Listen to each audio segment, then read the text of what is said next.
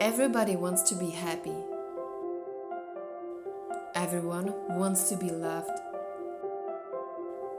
All of us wish to be healthy. Everyone wants to enjoy life.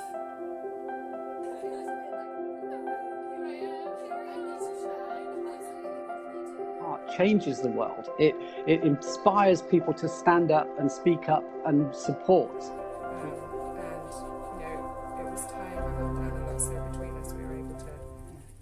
So hi guys, and welcome to my next chat with Monika. I am so pleased to introduce you Štěpánka Kurálová, which is, we met in England in a funny way. I think it was via internet, but I thought it would be great to catch up. And Štěpánka is originally from the Czech Republic, which is quite funny because we are doing this interview in English. But now she lives in England, in North Devon. So, you know, it's a funny story how we met and how we've done the first interview. But today we are going to be chatting about how to live a happy life and anything else in between. So be surprised what's going to happen.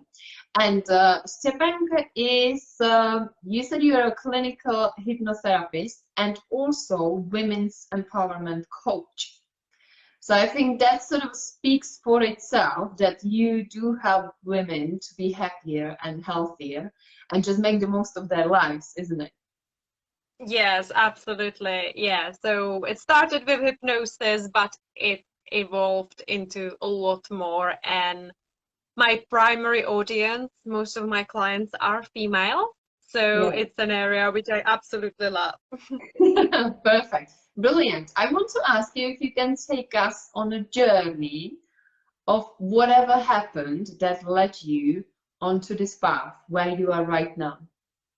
Yeah. So, I mean, since I can remember, I knew I'm here to help people. Like already as a little girl, it was something I was really interested in.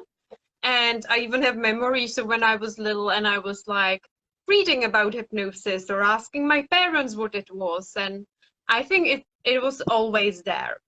I think it was always there that I want to help and support others. But I would say like the biggest breakthrough came in my first year at university when I was just feeling so anxious.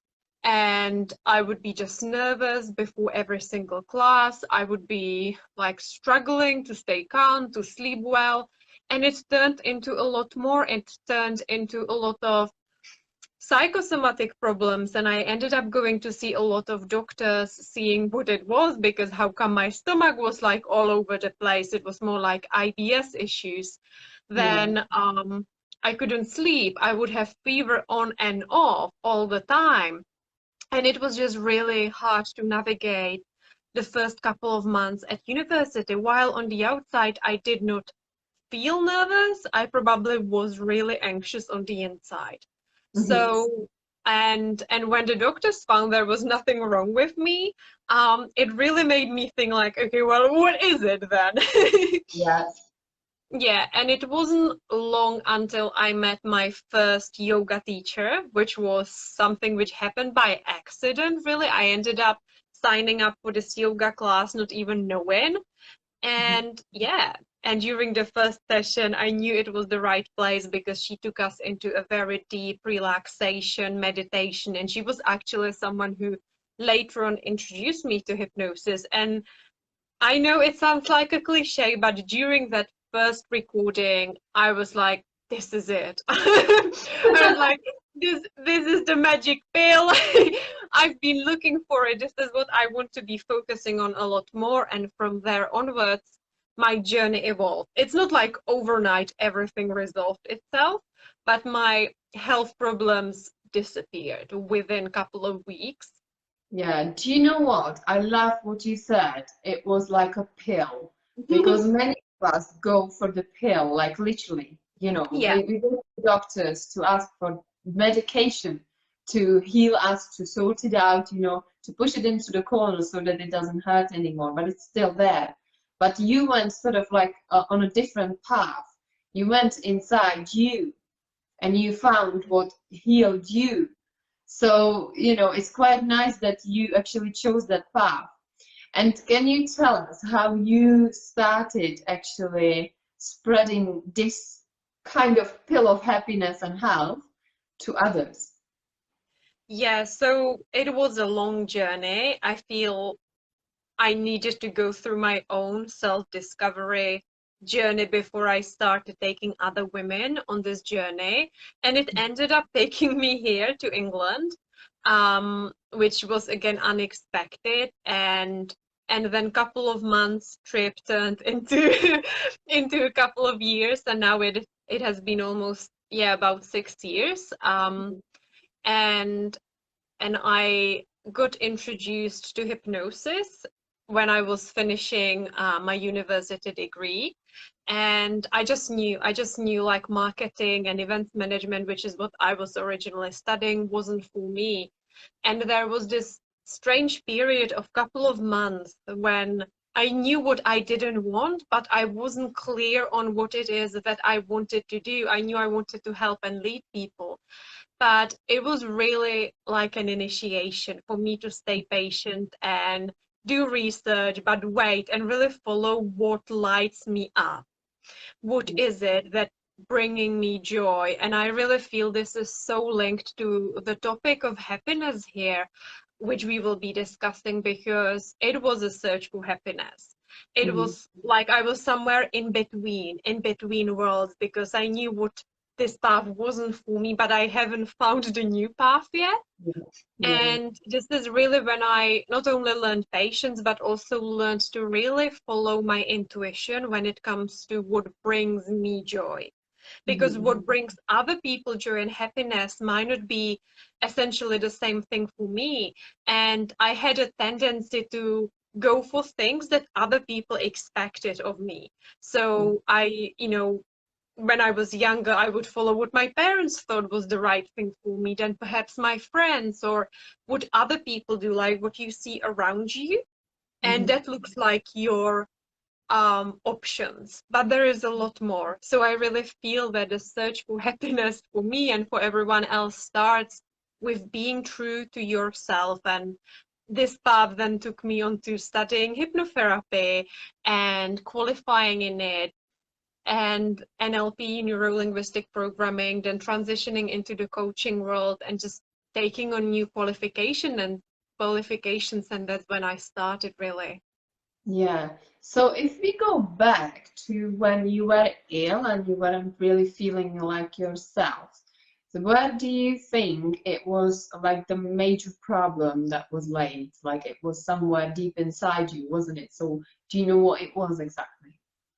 Yeah, I would say back then I was probably anxious a lot, and the anxiety was manifesting itself through health problems, because I just did not have any tools how to tackle it. Like I didn't know how I could overcome anxiety, for example, in different ways. And I would say, of course, it was probably back then already connected to the fact that I wasn't doing things I was enjoying. I was studying a degree which wasn't lighting me up. But I just didn't really see there could be a different way, if that makes sense. And yeah, it was really within, like going within, and just this whole world opened itself up for me. And yeah, and I just knew like one day I'll be sharing this message. Yeah, brilliant, perfect. So it really is, when we look sort of into our lives, then we can probably answer the issues we had as little or when we were growing up. Because if we are really honest with ourselves, if we are doing something just because someone asked us to do, or because we really chose to do it and we want to do it and we enjoy it, then obviously the energy within the body is completely different, isn't it? You know, it's like finding yourself, your own voice, what makes you happy, rather than following what other people think makes you happy and sort of suggesting you go and do that. And you just go because you're young, but it is that moment in life when we need to turn it. We need to take our lives into our hands, isn't it? And then that's when the journey begins. Yeah, absolutely. Perfect. Brilliant. Yeah. So tell us a little bit about how you work with women, making them sort of aware of what they have within themselves. Because if we are honest to everyone and to ourselves, a happy woman makes a happy man, and the other way around. So if a person decides to work on themselves, then obviously it's a benefit for everyone that's around them. Yeah, absolutely. Like, I couldn't agree more, because if you see yourself and your well-being as a glass, and it's empty because you have not been looking after yourself and you have not been prioritizing your well-being, your mental health, your physical wealth, then obviously it's empty, and then you cannot give to others. On the other hand, if it's overflowing because you have been engaging in self-care, you have been looking after your well-being, and you've been prioritizing your desires, your boundaries, you have been prioritizing just the things that bring you joy, then you've got plenty to give, because your glass is just constantly overflowing. So you have got more to give to your family, to your friends. You can contribute to other people's lives. If it's empty, and you're running on empty, and you're putting yourself last, then it's empty and you cannot give anything to anyone. Not only you feel rubbish, but also you have no way how you can, spread positivity, how you can uplift others. But somehow, especially as women, we tend to put ourselves last, and we prioritize, I don't know, kids, or of course kids need to be a priority, but you still need to look after yourself. And I have got clients who are moms, and they will agree with me as well that things change, because when their energy is different, their children behave differently, and they are able to resolve things quicker. Their partner is responding differently, their friends or colleagues or clients, and yeah, it's a ripple effect of positivity if you put yourself first. So actually it's selfish to not do that, to not look after yourself. I like that how you say it. It's selfish to not look after yourself. I just love that. That is so beautiful, because it is so, so true. As you were talking about the kids, they pick up the energy from mom. So if the mom is sort of grumpy and unhappy and always low because she doesn't have the energy to give, then obviously they will pick it up and they will sort of tease it and try to bring her even down, more. And then the husband next to her doesn't know how to support her. But yeah, the bottom line is that she has not been looking after herself. She hasn't given herself time for herself. So then obviously it will show somewhere, isn't it? And obviously we both have been through times where we probably burnt each other, like, we were just down and we couldn't see through it, but we did get up and move forward. So what would be your suggestion for people to live a happy life? What would you say? What's the priority? So I think that to be happy means something different to myself, to yourself, and to other people. So we need to remember that it is a unique thing to you, and it will look differently. Although, like, overall, when we look at it, it's always like happy relationships, it's always about health, it is about financial security, and also when these are fulfilled, then there is the need to create contribution. So this is usually what happiness would be explained as. However, the shape it takes in everyone's life is totally different. So fulfillment might look different to me and to other people. So it is a unique journey, and this is why it starts, in my opinion, by being true to yourself and being able to recognize what it is that you truly desire, what it is that you would like to experience in your life. So it starts with authenticity, being true to yourself, and recognizing whether the goals you have set to yourself are actually your goals. Whether it is something which is lighting you up, or whether it's something you are doing because you think you should, or because others say you should do this, or because other people are doing it, which we've already talked about a little bit. So really making sure that your desires and goals are aligned, because If they are not, then we see the pattern of people working really hard towards something, and then they get there and they don't feel anything. It no longer feels like fulfillment, and it feels like they are burning out, like they have hit a brick wall and there is no way to get through it. Yeah. Would you know how to avoid that kind of situation? Yeah, so just get honest with yourself Mhm. and start noticing what it is that you want. And with some people, this might be the little things, such as, what do I want for dinner? Or, like little decisions, especially if you have been struggling with setting clear boundaries, because many of us are in like a people-pleasing cycle.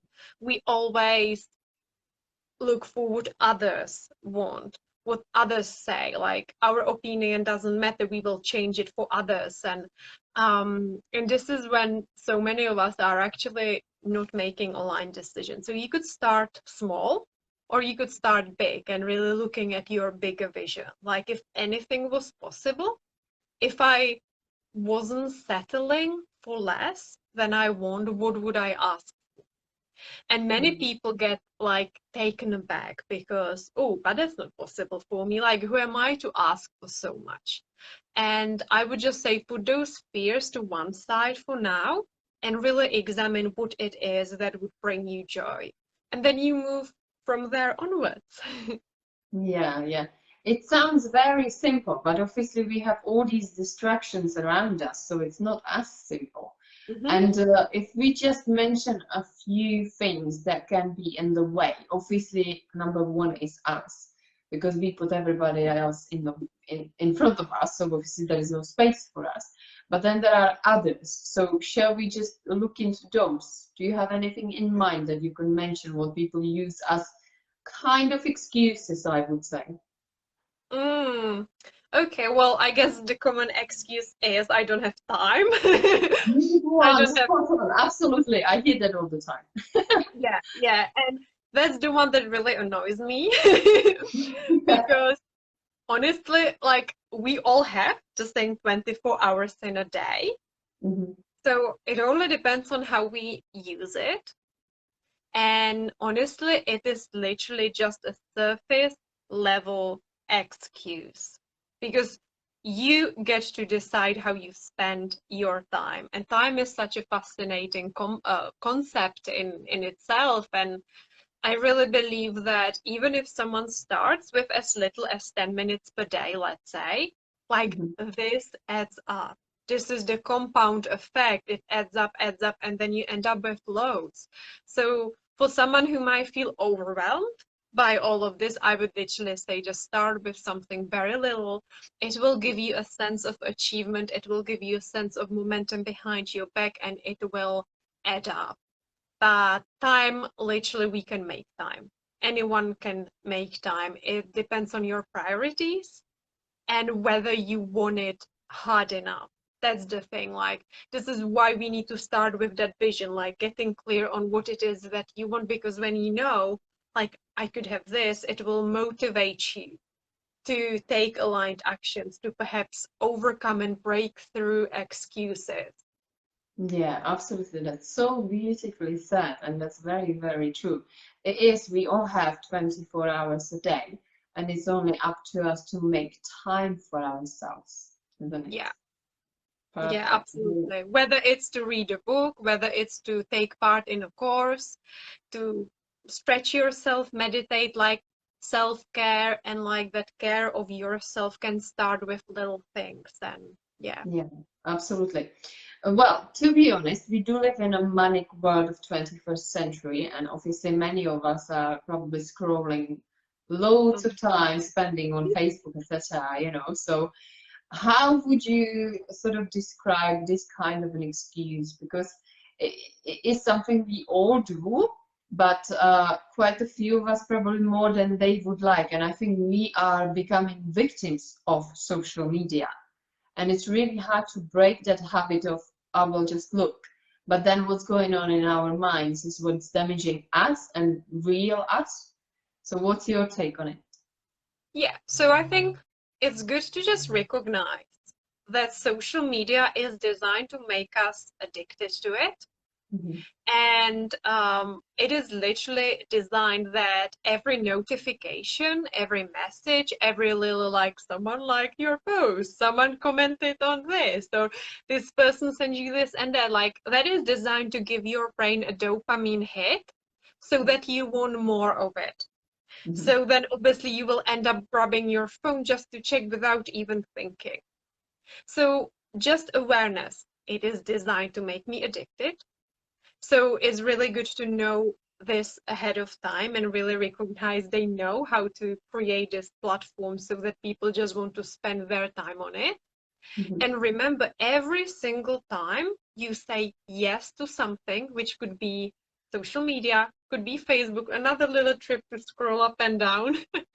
Like every time you say yes to that, you are saying no to something else. That's the thing with time. When you say yes to certain things, you are automatically saying no to something else which you could be experiencing. So know that, okay, I could be missing out on something. At the same time, I am realistic and I know that many of us, myself included, like we need to be on social media. For me, it's, for example, business. That's how I connect with my clients. That's the way how I put my content out there. But I think a great tool to use is to download one of the monitoring apps to your phone, which will tell you how much time you spend where, and it's shocking.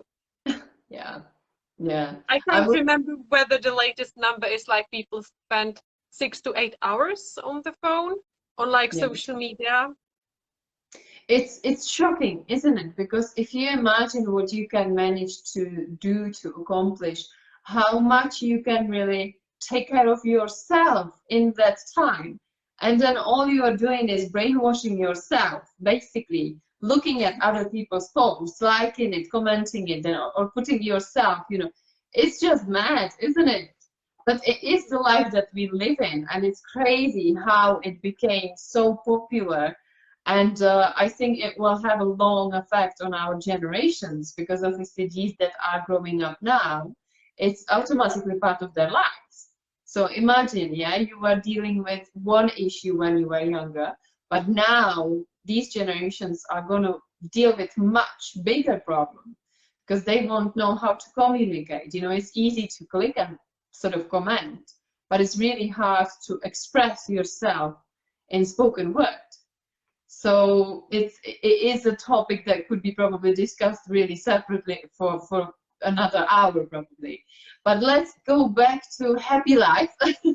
Yeah. So obviously the recognition of, yes, I'm spending far too much time somewhere else.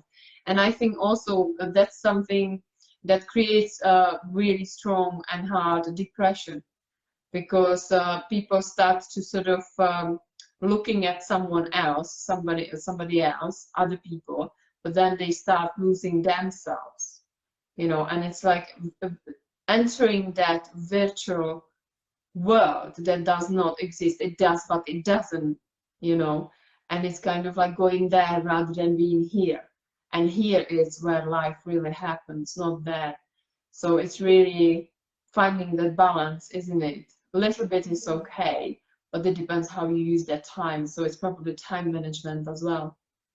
Yeah, like there is definitely, like this is an important topic, like you said, and a topic that could be discussed on, and like the time management aspect. But deep down, like it goes way deeper. It goes to the fact that actually the human brain is wired to stick to familiar things, meaning we are more likely to stick to behaviors we are doing right now, even though we know deep down this is not serving me. And this can apply to spending habits, that you get your monthly wage and you go and just spend it on clothes. It could be a habit of putting sugar in your coffee. It could be a habit of, okay, well, when I get home after work, I sit down on my sofa and I'll go on my phone. That's my like little habit after work. Like all these little things, they seem familiar. Social media is familiar. And maybe for someone who wants to lose weight, exercise is unfamiliar.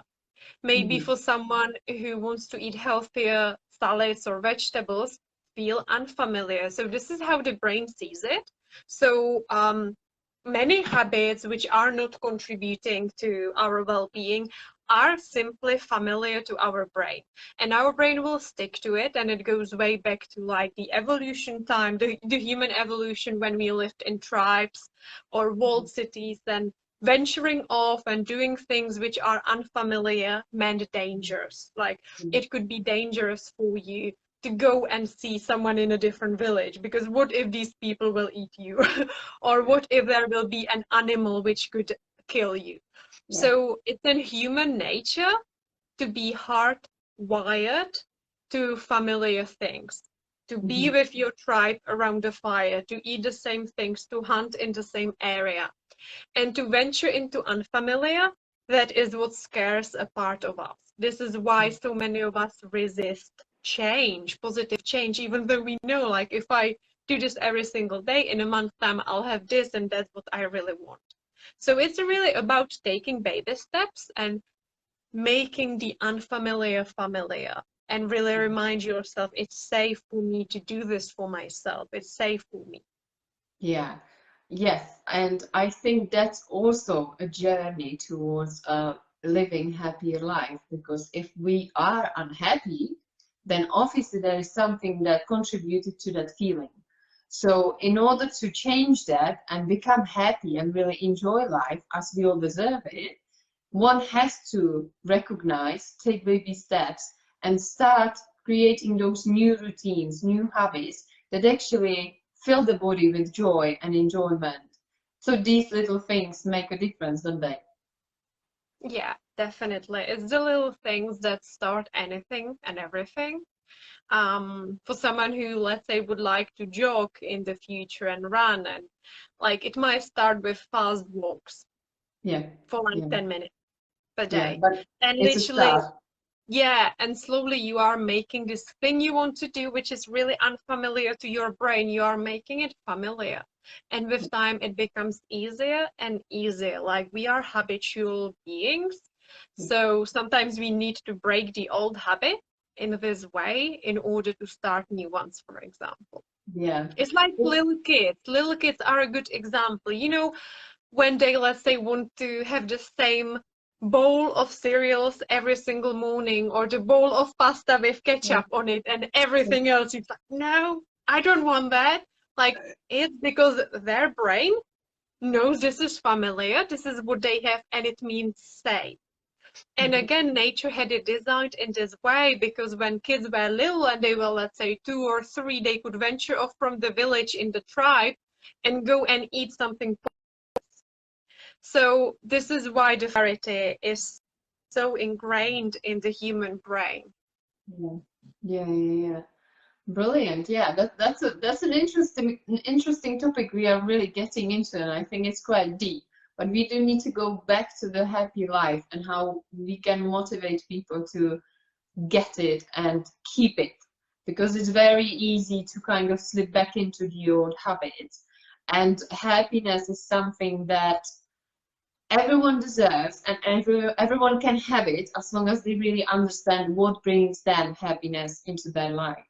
So if we look at couples, if we look at relationship, then how could two people work on a relationship to make it a happy relationship?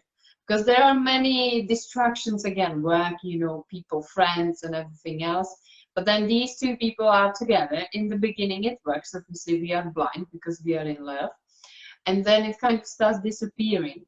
I always feel like there is a need to work on a relationship, like you work on your work, because when you work, you need to sort of focus and put something into it so that it works for you, and it, you know, it gives you what you need, and then you get what you asked for it. So with the relationship, how would you say people as a couple can work on creating that truly happy relationship? Well, that is a really big topic, to be honest. So I don't know which area to dive into. Yeah. yeah, like with relationships, I definitely agree that we need to look after ourselves. Like we know it, like as women, we are so typically in this, like we are really exhausted, we are tired, and we will still go and let's say do a pile of laundry, and then we will snap at our other half that he is not helping. and it's this, and he's like, what, and so what has made a huge difference, and what I teach my clients and also do it in some of my courses, is like a really empowered communication and recognizing that there are huge differences between women and men. Because as women, we have a tendency to see men as just women who look like men. So we act as if, let's say, the partner should be acting in the same, if it's a male partner, by the way, I'm talking about okay, it could apply to same-sex relationships as well, but one person still is in the feminine energy, the other person is still more in the masculine energy.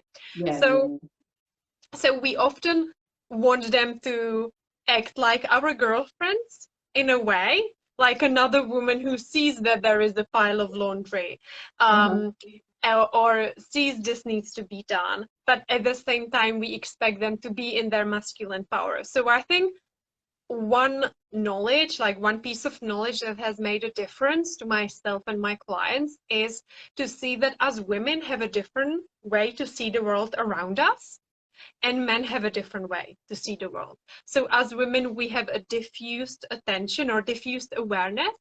We see loads of things happening at the same time. So let's say you are cooking dinner, but you are still aware that there is the pile of laundry in the front room.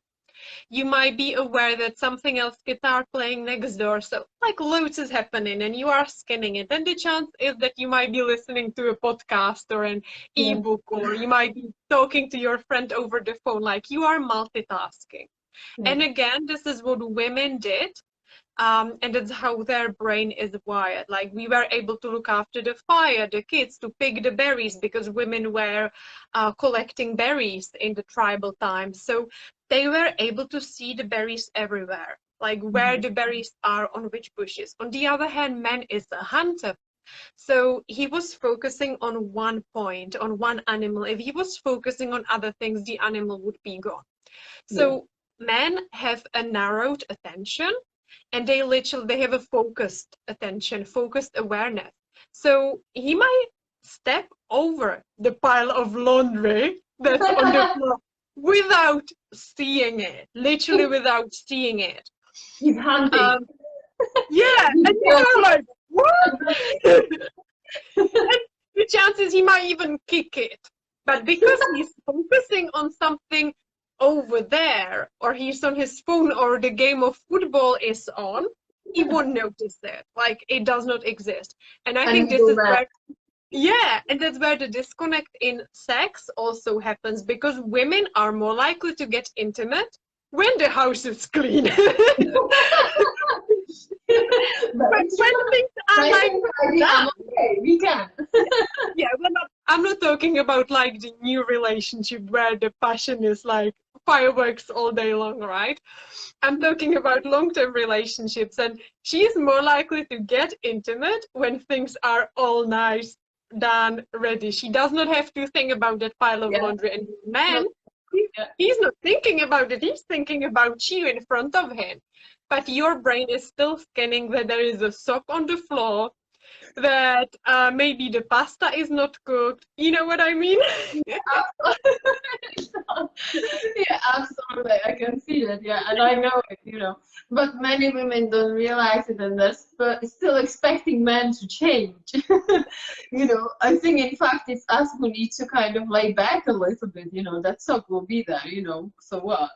And that laundry. I would say communicated differently. So we are not blaming men, because then they feel weak, and it's almost like emasculating for them when we are criticizing them, because the male's brain gets really put off, like criticism that really hurts him, and not seeing his achievements, that is painful. So I would say, like, communicating with men, it's about praising them. It's about like explaining, letting them finish sentences, as women are way faster. Like like look at me. I'm like talking really fast right now. And when girls get together, like when they talk, like it's usually fast. Like we do shopping, we have a coffee there, we are going through the things we have bought in the shop while talking about relationships. Like we can again multitask and talk fast. For men, it takes them a little longer to get their thoughts out and to have the confidence to perhaps share something even. We get impatient. We want to interrupt. We want to snap in. We want, you know. We need to express ourselves, don't we? Yeah, exactly. We also need to be heard. And I think there is that miscommunication, you know, that takes place. And exactly what you said, it's communication is the key. Because if the two really work on it and they learn how to communicate with each other, that's how they can sort of lead that happy, sort of peaceful, let's say, in some way, right? Not always, it's only in fairy tales, we all know that, but you know, there is always a way. And I think also people pick up other people's energy.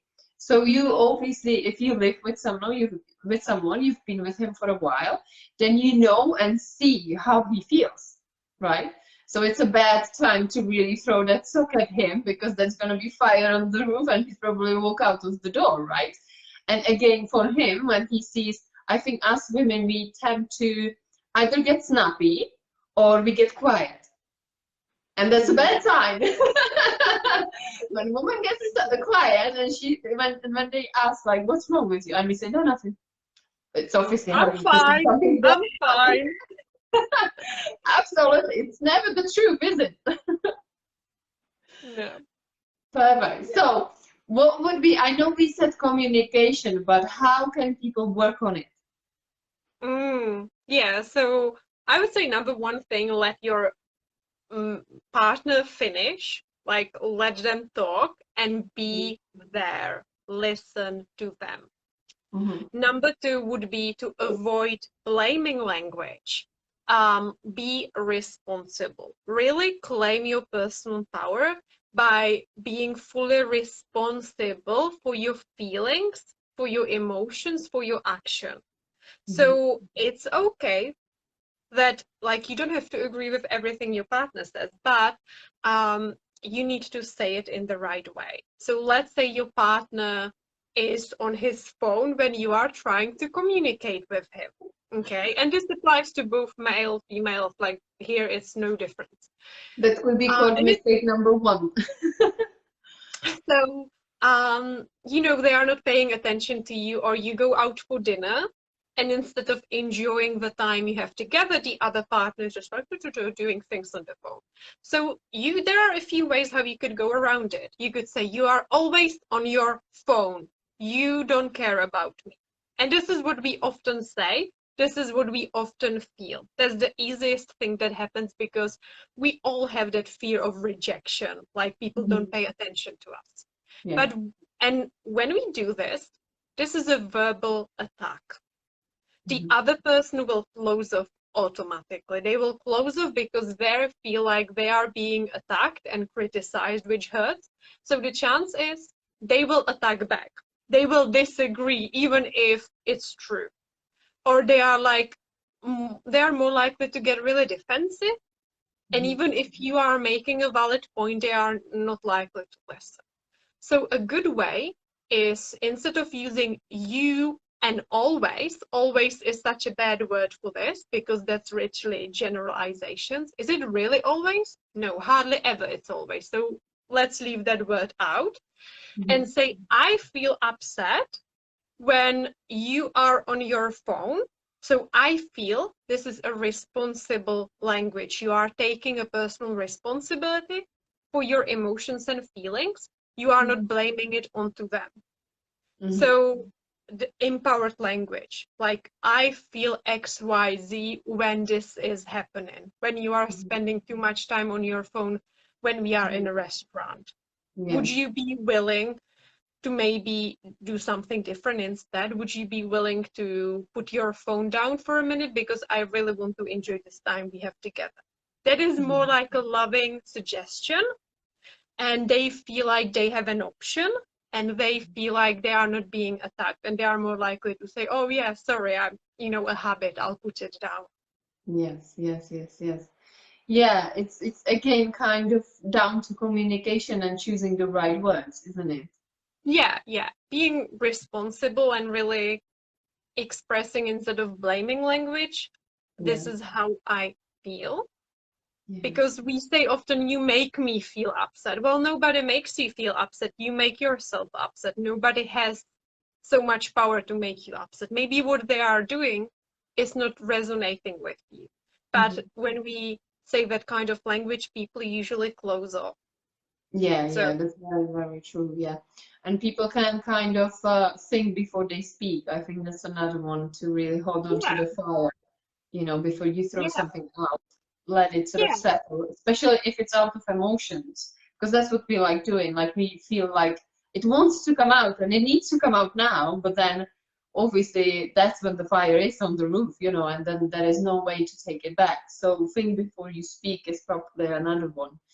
That's really, really nice. And I think many couples could really think about it, because I still see couples where, the conversation is quite interesting even in public, and you kind of think like, why are they talking to each other that way? But it is work, isn't it? It takes time and it takes effort, because if the two don't really put 50-50 sort of into it from own energies, then obviously one can go that way, the other one that way, then they will get together, but then they will again go that way. So it will never be the path to, towards that happy relationship that they want. And I think it's in their hands, as I said, 50-50, to take care of it that way. yeah, of course, the input needs to be there from both sides. But at the same time, we sometimes try to force something onto the other partner. And again, for them, it can feel like they have no choice, which doesn't feel good. I sometimes see women who, let's say, start working with me, or they take part in my programs, and they're like, yeah, but my other half is not supportive of this, or he is not into it, or someone who is single, and they're like, I need to find a partner who is interested in this as well, in personal development and in spirituality and all of it. And I'm like, actually, you don't need that. Like, you don't really need a partner who is on board, because once they see this is something which makes you happy, they might either get really interested themselves. So they will actually see, what is it that she's reading? That sounds really exciting. Or what is it that she's learning? Like, I might want to know more. And they are actually more likely to get interested. Or they might then start supporting you. So there is that level when actually it's good sometimes not to force something onto the other partner just because it's working for us. They are more likely to go for it themselves once they see it works for us. So we also, I think it really goes down to like being able to see that we are both different, especially men and women. Like, we are different, but we usually mean well.